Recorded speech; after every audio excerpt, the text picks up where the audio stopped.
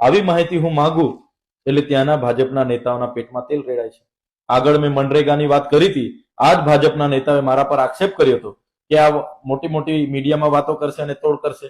આગળ મેં નલ સે જલની વાતો કરી છે, આ મોટી મોટી વાતો કરશે અને તોડ કરશે. આ નેતાઓ એ એજન્સીઓને અધિકારીઓને છાવરે છે.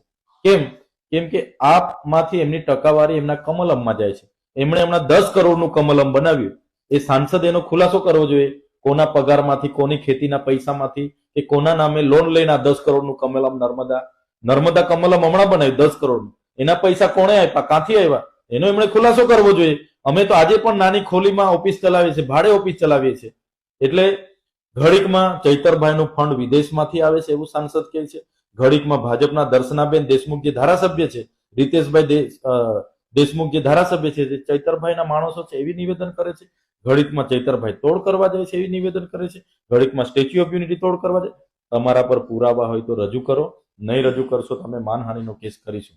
બીજી વાત, તમે મીડિયામાં છવાઈ રહેવા માટે સાંસદ તરીકે વગર પાયાના પુરાવા વગરના જે નિવેદનો કરો છો એના પરથી અમને એવું લાગે છે તમે માનસિક રોગથી પીડિત